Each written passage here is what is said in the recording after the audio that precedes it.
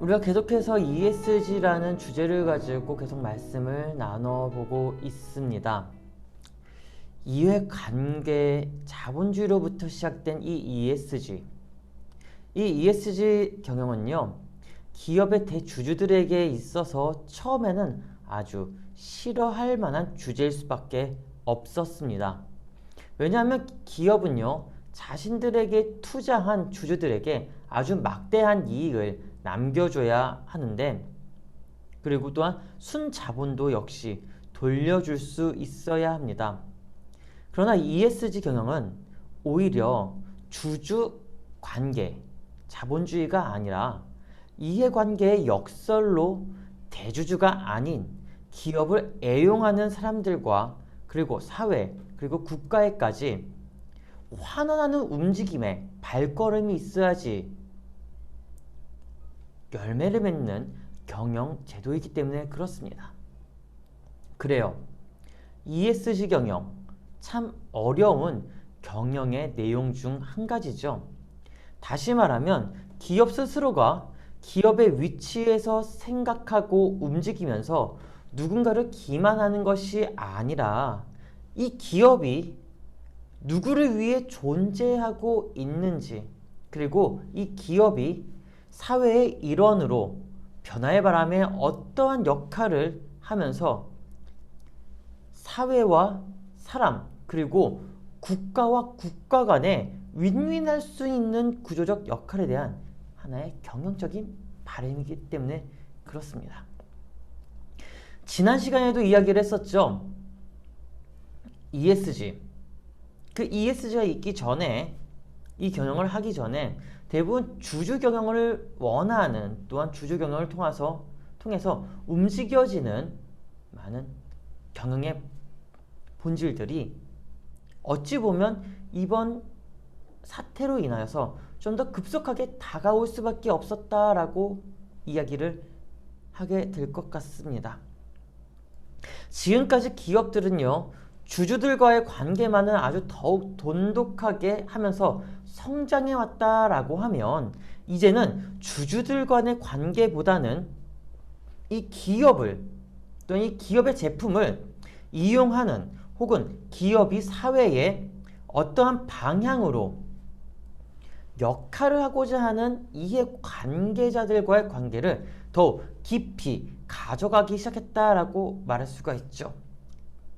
다시 이야기하면요, 주주들만의 기업이 아니라 사회적 기업으로 다시 태어나서, 좁게는 개인에게, 좀 더 넓게는 사회와 국가에 이르기까지 변화의 물결을 이 기업이 좋은 방향으로 이끌어가겠다라는 취지인 거죠. 그렇다면 한 가지 질문을 좀 던져볼까요? 기업이 이해관계자들과의 관계를 더욱더 돈독하게 하고자 이 ESG 경영을 하기로 결심을 합니다. 그리고 친환경적인 경영, 또한 물품들을 제작하기에 이르렀죠. 그렇다면 교회는요? 그렇다면 교회는 어떠한 방향으로 역할을 하며 가야 될까요? 어떠한 역할을 중심으로 이 ESG 경영에 대해서 다시 생각을 해봐야 될까요? 우리는 지난 4주간 ESG에 대한 기본 이해를 조금씩 다져왔습니다. 혹시 여러분들 이 4주간의 내용을 기억하고 있는 분들 계시나요? 이 4주간의 내용을요, 압축을 하면 어떻게 될까요? 이 4주간의 내용을 핵심으로만 압축하면 이러한 내용입니다.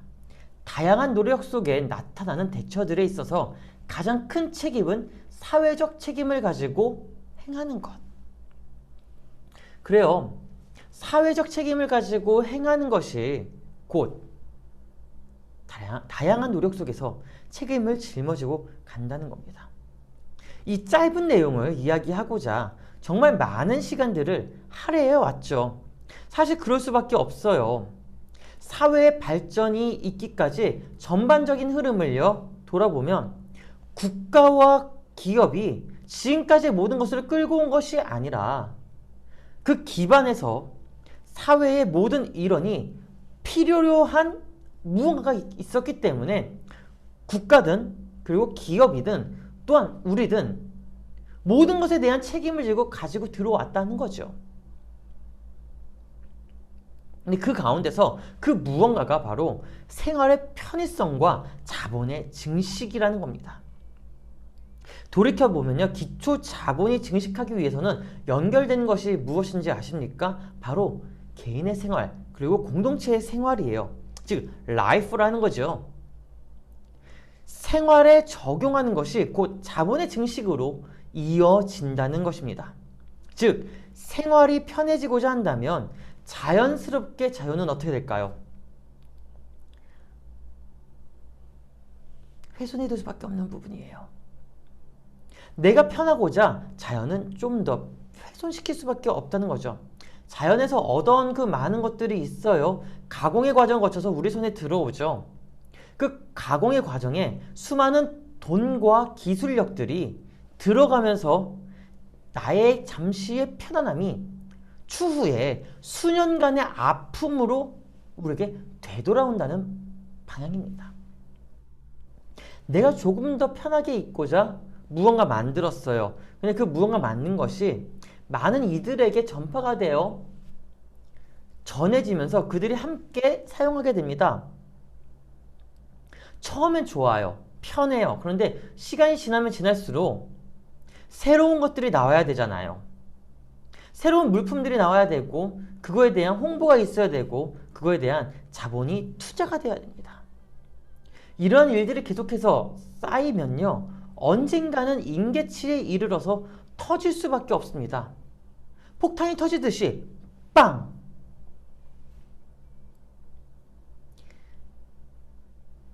터지면 어떻게 될까요? 그 전까지 남아있던 재고들, 물품들이 그저 그냥 쓰레기로 쌓이면서 나아간다는 겁니다. 며칠 전에 한 프로그램을 보니까 패션계의 대모인 한 분이 나오셨습니다. 근데 그분이 이러한 얘기를 하더라고요. 또한 거기에 있었던 패널들도 동일한 이야기를 합니다. 1초에 버려지는 옷 그리고 옷감이 약 1톤 정도 된다고 합니다. 1초에 버려지는 옷감과 옷들.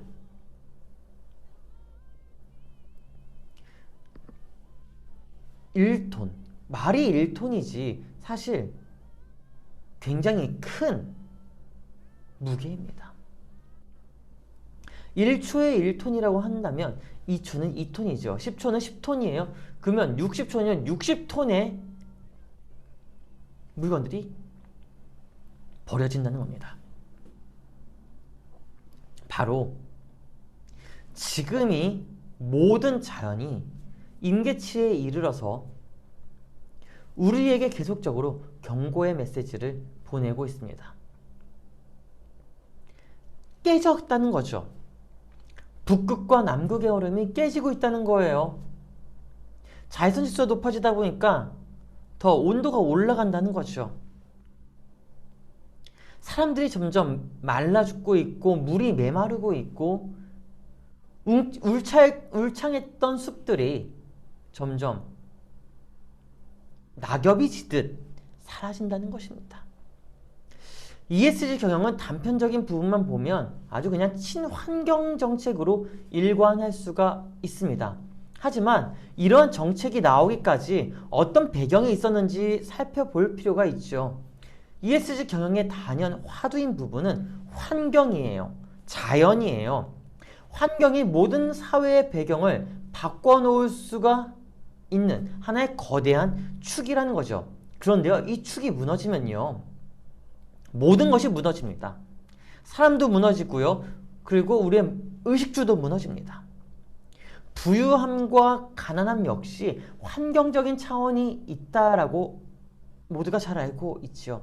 아무리 부유한 국가라고 하더라도 그 부유한 국가에 모두가 다 부유합니까? 아니죠. 그 부유한 국가 안에서도 부유한 사람이 있는가 한 면에 가난한 사람도 있습니다.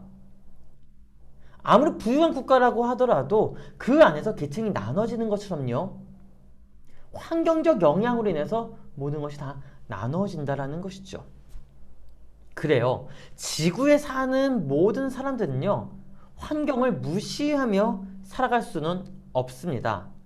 여기서 말하는 환경이, 제가 이야기하고 있는 환경이요, 어떻게 보면 개개인에게 적용이 되던 환경이라는 것도 내용이 될 수 있지만, 제가 말하고자 한 환경은 기후에 대한 환경이에요. environment에 대한 환경입니다. 몇 년 들어서 사계절의 경계가 참 많이 무너진 것 같다라는 느낌을 많이 받습니다. 봄, 여름, 가을, 겨울. 이 사계절의 경계가 아주 뚜렷한 곳이 아시아이고, 또한 아시아 가운데에 이 대한민국인데, 이 사계절의 경계가 많이 무너졌다라고 느낌을 받습니다. 여러분들은 그렇지 않습니까? 봄이 온 지 얼마 안 됐는데 여름이 왔어요. 근데 여름이 온 지 얼마 안 됐는데 벌써 가을, 겨울이 옵니다. 폭염도 점점 길어지고 있고요. 더위가 점점 길어지다 보니까 겨울이 매우 짧아지기 시작하고, 봄도 가을도 저절로 짧아지기 시작했다는 거죠. 물론 이전에도 조금씩은 짧아지는 것 같다라는 생각은 있었지만, 그런 느낌도 있었지만, 해가 갈수록 좀 더 심화되고 있다는 것은 어느 누구도 반대하지 못할 겁니다. 이미 오래전에 학교에서 공통사회라는 과목을 가지고 배운 적이 있었죠. 그 과목을 통해 잠시 스쳐 지나가는 것처럼 기후협약에 대해서 아마 여러분들도 들어봤을 것입니다. 지구온난화 방지를 위해서 프레온가스를 줄여야 한다는 것으로부터 시작해 후에 온실가스를 인위적으로 방출을 하는 것을 규제해야 한다는 내용의 기후변화에 의한 기본협약, 이 기후협약에 대해서 많이 들어봤을 거예요. 이 기후협약에 대해 첫 시작이 언제냐면 1990년 12월 제45차 유엔총회에서 이야기가 나오게 됩니다. 환경 문제가 대두되면서부터 우리가 환경을 어떻게 살려야 될 것이냐, 이 자연이 훼손된 것들을 어떻게 복구할 것이냐, 아니 복귀시킬 수 있을 것이냐에 대한 타이틀을 가지고 이야기를 나누죠. 그 이야기 이후에 2년 뒤 92년에 브라질 리우에서 첫 협약을 맺습니다. 이것을 리우 협약이라고 이야기를 해요. 근데 이 협약이 채택된 이후에 5년 뒤 97년에 일본 교토에서 개최된 교토 의정서가 있습니다. 일명 교토 협약서, 교토 프로토콜이라고 이야기를 하죠. 이 교토 프로토콜을 통해서 조금 더 심화된 이행 과제로 실천하기로 합니다. 하지만 몇몇 선진국들이 자국의 산업을 보호하기 위해서 탈퇴합니다. 특히 미국, 러시아, 일본 등이 탈퇴를 하면서 오히려 더 어려운 환경을 만들어가기 시작하죠. 탄소를 줄이자, 그리고 이산화탄소를 줄이자, 그리고 거대한 국가들, 그런 대국가들이 이러한 탄소를 줄이면서 자연이 훼손된 것들을 복구시키고, 그리고 개발도상국들을 도움을 줘서 같이 발전시켜 나가는 협약이었지만, 내가 더 잘 살기 위해서, 우리 국가가 더 잘 살기 위해서 이 협약을 폐기시킨 것은 아니지만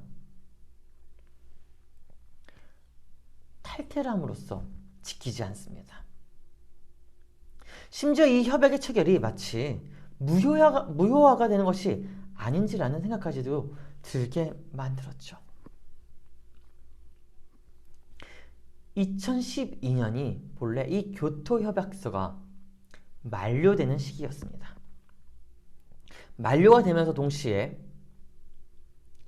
우리가 맺은 이 협약의 내용들이 지켜질 수 있는, 지켜지게 만드는 그런 시기였죠. 그러나 12년에 이 협약의 내용이 연장이 되게 됩니다.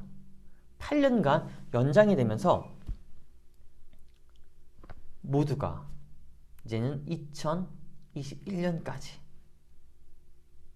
2020년까지 바로 작년이었죠. 작년까지 연장이 되면서 다시 협약하기로 합니다. 그 내용을 함께 봤으면 좋겠습니다. 도하에서 열린 유엔 기후변화협약총회가 예정된 시한을 하루 넘기면서 교토의정서를 2020년까지 연장하는 데 가까스로 합의한 채 막을 내렸습니다. 두바이에서 유현민 특파원입니다. This package of decision will form the Doha Climate Gateway. 지난달 26일부터 2주 가까이 진행된 유엔 기후변화협약 당사국 총회가 막을 내렸습니다. 195개 당사국은 마지막 날 밤샘 협상을 하면서까지 시한을 하루 넘겨 교토의정서를 2020년까지 8년간 연장하기로 합의했습니다. 온실가스 감축과 관련해 유일하게 법적 구속력을 지닌 교토의정서는 올해 말 만료될 예정이어서 기후변화 대응체제의 파국은 가까스로 막은 셈입니다.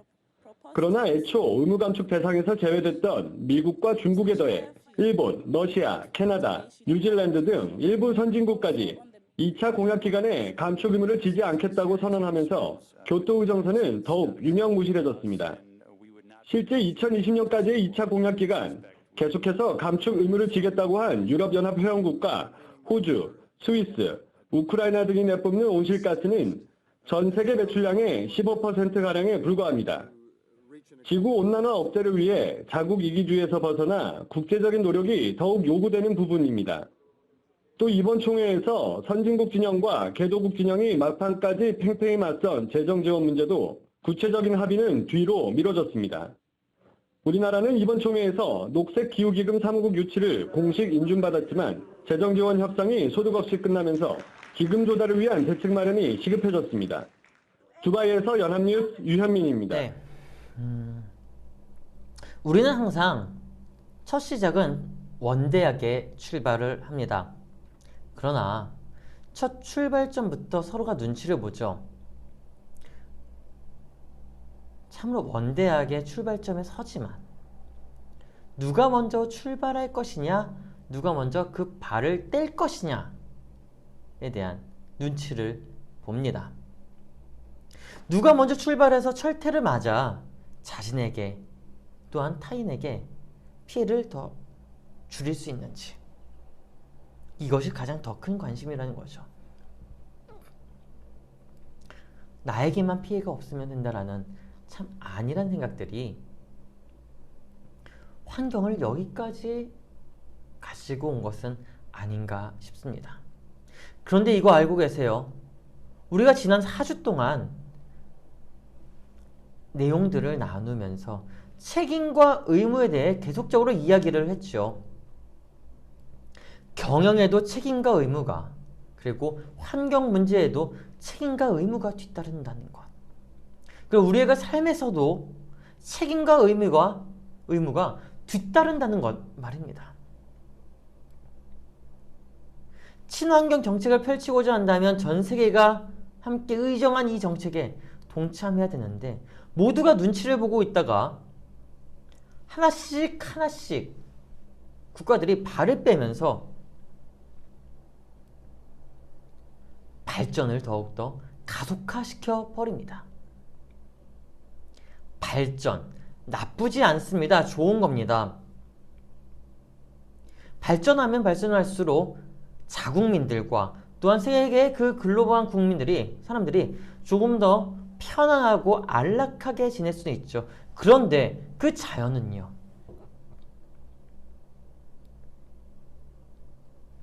우리가 살아가는 이 환경은요, 이 사회는요,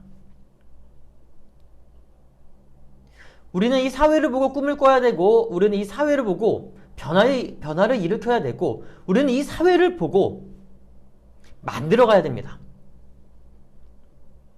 꿈을 꾸는 것, 변화를 일으키는 것, 그리고 만들어가는 것. 이 세 가지가 하나가 되기 위해서는 먼저 선대에 있는 우리들이 지킬 수 있는 것은 지켜야 된다는 것이죠. 왜요? 이 사회를 보고 꿈을 꿀 수 있게 만들어줘야 되는데 이미 다 훼손시켜버리고 만들 수 있는 거 다 없애버린다 그러면 꿈을 꿀 수가 있을까요? 아니요. 꿈을 꾸지 못한다는 겁니다. 정책은 우리가 만들 터이니 실천은 너희들이 해라. 말이 되지 않는 이야기죠. 여러분, 우리는 말은 참 많이 합니다. 참 잘합니다. 어떻게 하자고 이야기를 합니다. 그러나 정작 그 위치에 오거나 그 사회가 다가오거나 환경이 앞에 서 있을 때는 한 발자국씩 밀려낸다는 거죠. 밀어버린다는 겁니다. 왜요? 왜 미루는 걸까요? 나만 아니면 된다라는 그 아니란 생각이 이렇게 만들어 온 것입니다. 그리고 이렇게 말하죠. 꿈이야. 기적이 일어날 수 있기만을 기도해야 돼. 그러나 꿈과 기적은요, 자연적으로 일어나는 것이 아니라 내가 움직일 때, 우리가 움직일 때, 우리가 무언가를 하자고 협의할 때 만들어지는 것입니다. 기적과 꿈의 공통점은 이거예요. 혼자서는 할 수 없지만 다수가 함께 힘을 모으면 가능하다라는 것입니다. 그리고 관찰이 중요하다는 거죠. 마지막으로 한 가지 이야기만 하고 맞춰볼까 합니다. 프랑스 문학의 거장이며 사실주의의 걸작으로 불리는 작가가 있습니다. 바로 플로베르라는 작가예요. 이 작가가 프랑스에서 있을 때에 한 부인이 그에게 찾아와서 자신의 아들에게 문학 수업을 가르쳐달라고 요청하고 플로베르는 아주 흔쾌히 부탁을 받습니다.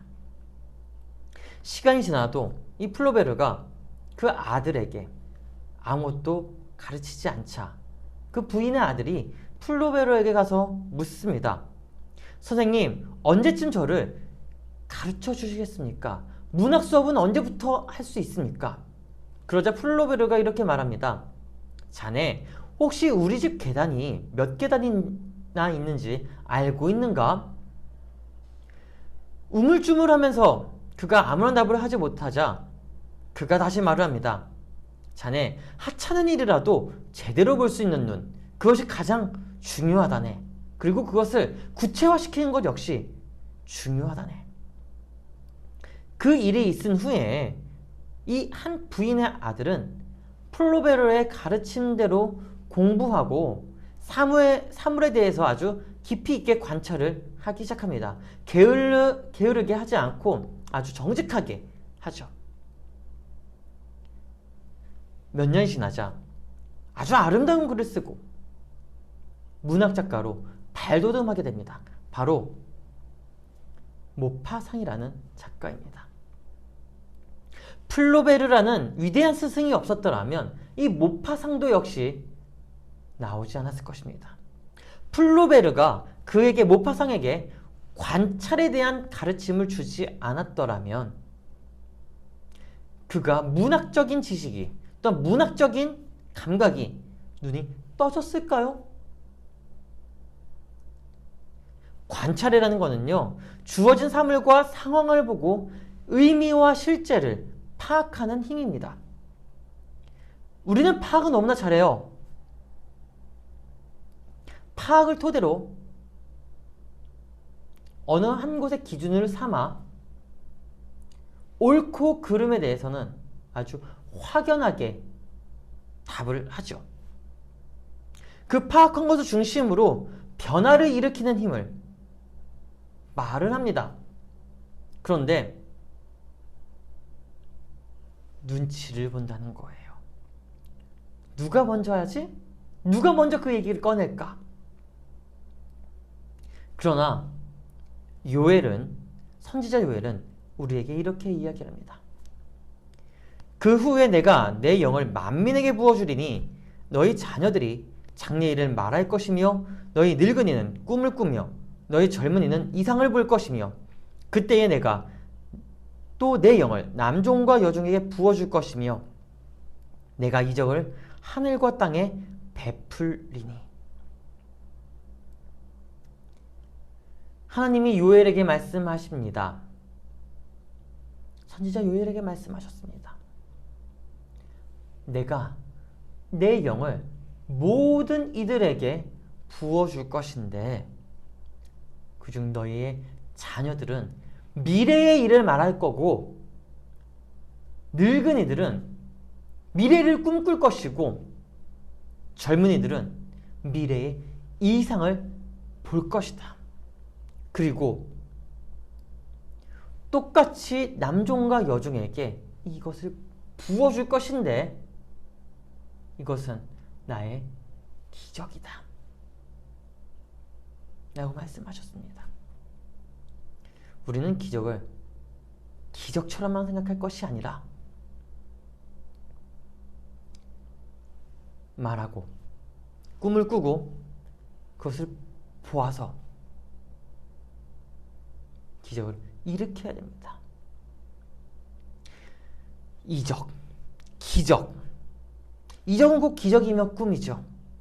기적과 꿈을 이루기 위해서는 변화와 관심의 발걸음이 분명하게 존재해야 합니다. 우리는 이미 들었어요. 또한 보았어요. 해야 할 길이 어디인지도 잘 알고 있어요. 이제는 뭐만 남았나요? 이루는 것만 남았습니다. 어떻게 이루느냐? 이제 그것이 포인트입니다. 그 포인트가, 그 첫 번째 포인트가 기후 협약이었다는 그 포인트고, 그 다음 포인트가 교토의정서고요. 그 다음이 파리 기후 협약입니다. 왜 이렇게 기후에 대해서 이야기를 하느냐? 왜 그렇게 ESG 경영에 대해서 성경과 같이 보고 있느냐? 왜 그렇게 친환경 정책에 대해서 강조하고 있느냐? 앞으로는요, 믿는 사람들이요, 크리스천들이요, 사회 환경과 사회의 발전에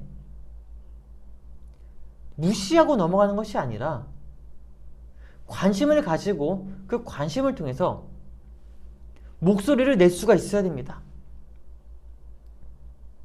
왜냐하면 이 모든 환경은요, 하나님이 우리에게 주신 것이기 때문에, 또한 위임하신 것이기 때문에, 위임받은 자는 그것을 정복하고 지켜야 할 의무가 있기 때문에 그렇죠. 정복한다는 것, 훼손하라는 것이 아닙니다. 보호하라는 것입니다. 위임받았다는 것을 가지고 그 하나의 그 위임 때문에 내가 마음대로, 내가 원하는 대로 파헤쳐서 가지라는 것이 아닙니다. 나의 미래, 우리의 다음에게 그 모든 것들을 열어놓고